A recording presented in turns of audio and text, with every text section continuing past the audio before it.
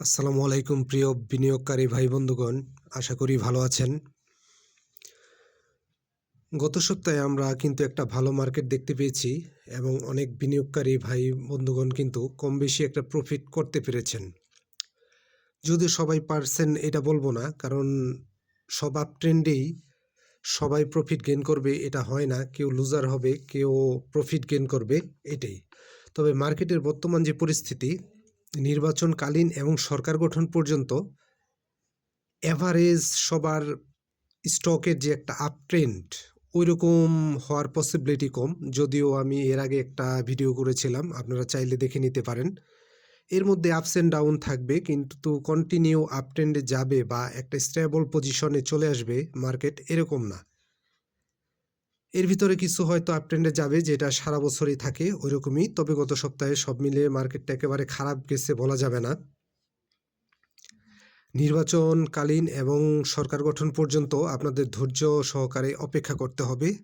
আর এই মুহূর্তে কোনো স্টক সেল দেওয়া যাবে না, এবং কিছু সেল দিয়ে নতুন স্টকে আপনি বাই করবেন এবং প্রফিট গেইন করবেন, তার পসিবিলিটিও কম। যে যেখানে আছেন নিজের স্টকটি নিয়ে অপেক্ষা করেন। যদি কোনো রকম দুর্ঘটনা না ঘটে, যেমন কোম্পানি বন্ধ হয়ে গেছে, জেড ক্যাটাগরি, এই ধরনের যদি নিউজ না থাকে, সেক্ষেত্রে আমি বলবো যে আপনারা এই মুহূর্তে স্টক সেল দিবেন না।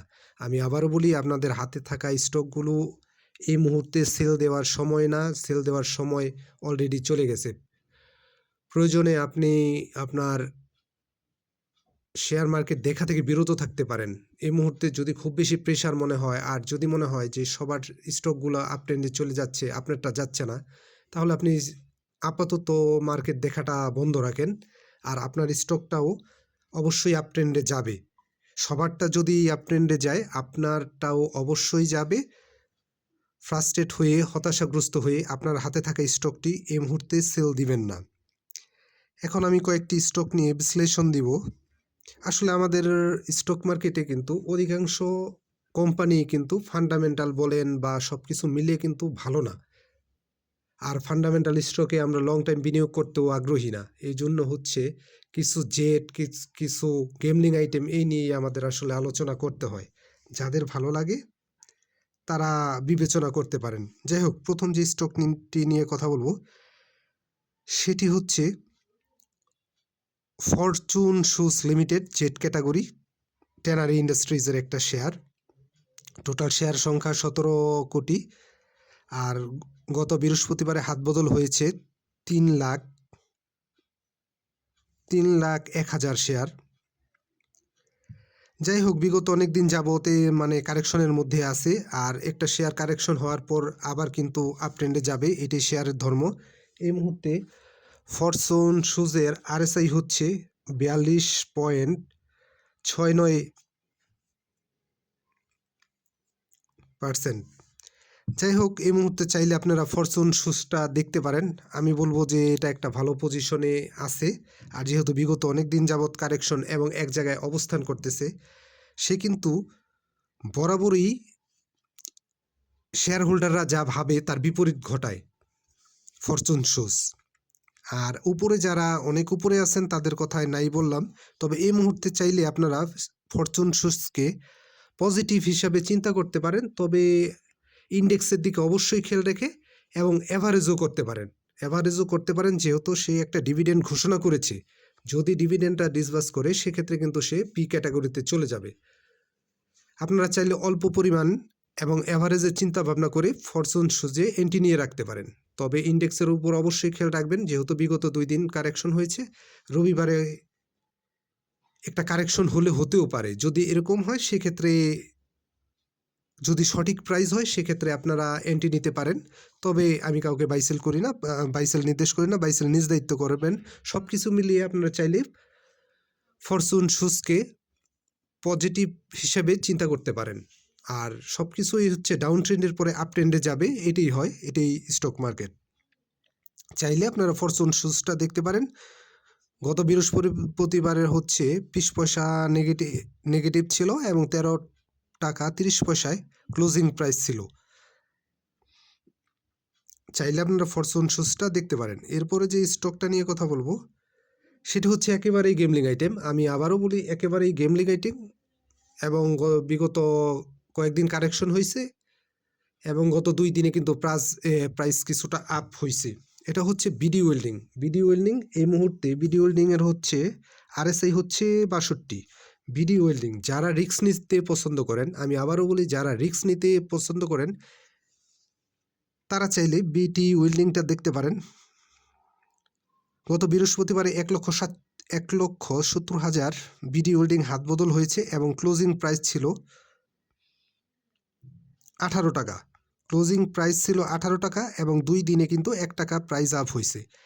অবশ্যই আমি আবারও বলি স্টপ লস বিবেচনায় নিয়ে, অবশ্যই স্টপ লস বিবেচনায় নিয়ে বিডি ওয়েল্ডিংটা চাইলে আপনারা দেখতে পারেন, এবং এটার ভালো করার একটা পসিবিলিটি আছে। যেহেতু গেমলিং আইটেম, যারা গেমলিং প্লে করতে পছন্দ করেন তারা চাইলে এই মুহূর্তে বিডি ওয়েল্ডিংটা দেখতে পারেন। আর বাজারে কিছু না কিছু গেমলিং আইটেম সবসময় প্লে করবে, একটা যেমন থামে আবার একটা প্লে করে, ওই হিসেবে বলা যায় বিডি ওয়েল্ডিংটা সামনে যাওয়ার ভালো একটা পসিবিলিটি আছে। বাইসেল নিজ দায়িত্ব করবেন। যারা গেমলিং আইটেম নিয়ে প্লে করতে পছন্দ করেন তারা চাইলে বিডি ওয়েল্ডিংটা আগামী দিনে লক্ষ্য রাখতে পারেন। তবে এটা সামনে যাওয়ার যথেষ্ট পসিবিলিটি আছে এবং শেয়ার সংখ্যা কিন্তু খুব বেশি না, 4,33,00,000, এবং বৃহস্পতিবারে 50 পয়সা পজিটিভ হয়ে 18 টাকায় ক্লোজ করেছে। তবে এই মুহূর্তে চাইলে যারা গেমলিং পছন্দ করেন, তারা রিস্ক নিতে পছন্দ করেন, যারা তারা বিডি ওয়েল্ডিংটা দেখতে পারেন। বিডি ওয়েল্ডিংটা এই মুহূর্তে ভালো একটা পজিশনে আছে। স্টপ লস বিবেচনায় নিয়ে যারা রিস্ক নিতে পছন্দ করেন শুধু তারা এই স্টকটা দেখতে পারেন। তবে এই স্টকে অ্যাভারেজ করা যাবে না, স্টপ লস নেওয়া লাগবে। এরপরে যে স্টকটা নিয়ে কথা বলবো সেটি হচ্ছে আপ্তাবোটো। আপ্তাবোটো এই ক্যাটাগরির ইঞ্জিনিয়ারিং সেক্টরের একটা শেয়ার। বৃহস্পতিবারের ক্লোজিং প্রাইস ছিল 31 টাকা 60 পয়সা এবং এটা 30 টাকা পর্যন্ত আপনার নজরে রেখে যদি 30 টাকা পর্যন্ত যদি আপনারা নিতে পারেন তবে একটা ভালো প্রফিট গেইন করার সম্ভাবনা থাকবে। তবে স্টক আজকে কিনবেন কালকে বেড়ে যাবে এরকম না, অ্যাভারেজ করার মেন্টালিটি থাকতে হবে। এবং ইন্ডেক্সের দিকে আপ্তাবোটোর ক্ষেত্রে ইন্ডেক্সের উপর খেয়াল রেখে আপনারা এন্ট্রি নিতে পারেন। ইন্ডেক্সটা যদি পজিটিভ থাকে বা আপনার দিনের যদি কোনো সময় মনে হয় এটা পজিটিভ যাবে আগামী দিন বা এই সপ্তাহে সামনের সপ্তাহে কন্টিনিউ করবে, তাহলে আপনারা আপ্তাবোটো পজিটিভভাবে চিন্তা করতে পারেন। তবে এটা একটু নেমে আসার সম্ভাবনা আছে। ধরেন যদি ইন্ডেক্স নেগেটিভ থাকে তবে আপ্তাবোটো একটু নিচে আসবে, তবে অ্যাভারেজ করতে পারবেন। একবারে বেশি স্টক কেনা যাবে না, ধাপে ধাপে বাই করতে হবে। তবে 30 টাকা বা 30 টাকা 50 পয়সা এটা একটা এন্ট্রি জোন হইতে পারে আপ্তাবোটোর জন্য। আর এই মুহূর্তে আরএসআইটা কিন্তু অনেক কমে আসছে, 38.39 ধরতে পারেন। 39 হচ্ছে এই মুহূর্তে আপ্তাবোটোর আরএসআই। আপনারা এটাকে পজিটিভভাবে চিন্তা করতে পারেন, তবে একবারে না। কারণ হচ্ছে আমরা স্টক কেনার পরে আমরা দেখি যে ডাউন ট্রেন্ডে চলে আসে সেক্ষেত্রে। তবে ইন্ডেক্স যদি নেগেটিভ থাকে সেক্ষেত্রে আপনার নজরে রাখতে পারেন, আর পজিটিভ থাকলে এন্ট্রি নেওয়া যেতে পারে। তবে আপনারা বাইসেল নিজ দায়িত্ব করবেন, আর বাইসেল আমি কাউকে নির্দেশ করি না। তবে যেহেতু কয়েকদিন আগে একটা আপট্রেন্ড দিয়েছে, তবে এই মুহূর্তে আপনারা একটু ধৈর্য সহকারে অল্প অল্প করে আপনার অটোতে এন্ট্রি নিয়ে রাখতে পারেন। একবারে স্টক কেনা যাবে না, তবে এটা সামনে যাওয়ার একটা পসিবিলিটি আছে যেহেতু আরএসআইটা যথেষ্ট পরিমাণে কম আছে। আর একবারে কেনা যাবে না, ধাপে ধাপে ইন্ডেক্সের উপর খেয়াল রেখে এন্ট্রি নিয়ে রাখতে পারেন। আর এই ক্যাটাগরির যেহেতু স্টক, আর 25 সালে কিন্তু 10% ডিভিডেন্ড দিয়েছে, আর 52 উইক লো হচ্ছে 24.5 টাকা। তবে কেনার ক্ষেত্রে অবশ্যই ইন্ডেক্সের দিকে এবং অ্যাভারেজ করার চিন্তা ভাবনা করে তারপরে আপনারা চাইলে এন্ট্রি নিতে পারেন। তবে আজকে কিনবেন কালকে উঠে যাবে এই ধারণা থেকে বেরিয়ে আসেন। স্টক মার্কেট এরকম না, ধৈর্য সহকারে বাই সেল করতে হয়। এরপরে যে স্টকটা নিয়ে কথা বলবো সেটি হচ্ছে ইঞ্জিনিয়ার সেক্টরের একটি stock.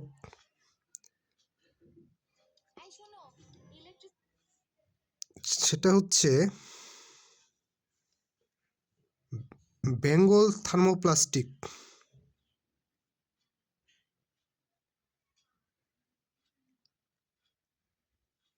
Bengal Windsor thermoplastic engineering সেক্টরে একটা শেয়ার বিগত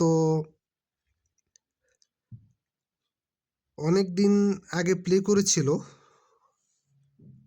এরপরে কিন্তু একটা কারেকশন দিয়েছে। তবে ইন্ডেক্সের দিকে খেয়াল রেখে এই স্টকটা আপনারা দেখতে পারেন, তবে অল্প অল্প করে 30-40% এন্ট্রি নিতে পারেন যদি ইন্ডেক্স পজিটিভ থাকে। আর নেগেটিভ যদি থাকে সেক্ষেত্রে অপেক্ষা করা ভালো হবে, তবে আপনারা এই স্টকটাকে নজরে রাখতে পারেন। বেঙ্গল থার্মোপ্লাস্টিকটা আপনারা নজর রাখতে পারেন। এই মুহূর্তে এটার আরএসআই হচ্ছে 46 এবং ডিরেক্টর হোল্ডিং হচ্ছে 53.23%, আর ইনস্টিটিউট হোল্ডিং হচ্ছে 56.44%। এই ইনস্টিটিউট প্লাস ডিরেক্টর হোল্ডিং কিন্তু যথেষ্ট পরিমাণে বেশি এবং শেয়ার সংখ্যাও কিন্তু কম, 9,15,00,000। তবে এই শেয়ারটা যখন টান আসবে তখন একটা ভালো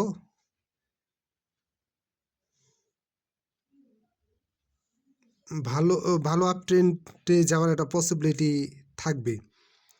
আর এই মুহূর্তে কিন্তু প্রাইস হচ্ছে 17 টাকা 10 পয়সা, 17 টাকা 10 পয়সা। ইন্ডেক্সের দিকে খেয়াল রেখে আপনারা বেঙ্গল থার্মোপ্লাস্টিকটা দেখতে পারেন। বি ক্যাটাগরির একটি স্টক, এবছর কিন্তু 5% ক্যাশ ডিভিডেন্ড দিয়েছে। তবে এই স্টক মার্কেটে কিন্তু ধৈর্যের পরীক্ষা আপনাকে দিতেই হবে, যে আপনি আজকে কিনবেন কালকে বেড়ে যাবে সেটা না। আমি কাউকে বাইসেল নির্দেশ করি না, বাইসেল নিজ দায়িত্বে করবেন। যে স্টকগুলো বললাম, আসলে আমাদের স্টক মার্কেটে কিন্তু অনেক ভালো স্টক যদি আপনি বিবেচনা করেন, সেই স্টকগুলোতে কিন্তু আপনারা ট্রেড করার জন্য না, বেশিরভাগ ক্ষেত্রে সেগুলো ইনভেস্ট করার জন্য। আর আমাদের অধিকাংশ বিনিয়োগকারী কিন্তু ট্রেড করতে পছন্দ করেন। প্রফিট যাই হোক অল্প হোক আর যাই হোক বুঝে এন্ট্রি নিতে পারলে কম বেশি প্রফিট হয়। আর আমরা ইনভেস্ট করতে একেবারেই পছন্দ করি না। যারা ট্রেড করেন তাদের জন্য। আর ট্রেডার ভাইদের অবশ্যই বলবো যে আপনারা অবশ্যই ইন্ডেক্সের উপর খেয়াল রেখে বাই সেল করবেন। তবে এই মুহূর্তে চাইলে বেঙ্গল উইন্ডসর থার্মোপ্লাস্টিক এই স্টকটা আপনারা চাইলে দেখতে পারেন, তবে এভারেজ করার মেন্টালিটি থাকতে হবে। আর 15 দিন সময় নিয়ে যদি দেখতে পারেন তাহলে দেখেন, তাছাড়া আপনার জন্য এ ধরনের স্টক না। প্রথম যেগুলো বলছি ওগুলো আপনারা হয়তো দেখতে পারেন। আর অবশ্যই পর্যাপ্ত ব্যাকআপ মানি রাখতে হবে এভারেজ করার জন্য। বাইসেল নিজ দায়িত্ব করবেন, আমি কাউকে বাইসেল নির্দেশ করি না। ধন্যবাদ, ভালো থাকেন। আপনার পুঁজিকে নিরাপদ রাখেন, নিজের বিবেক বিবেচনা খাটিয়ে বাইসেল করেন।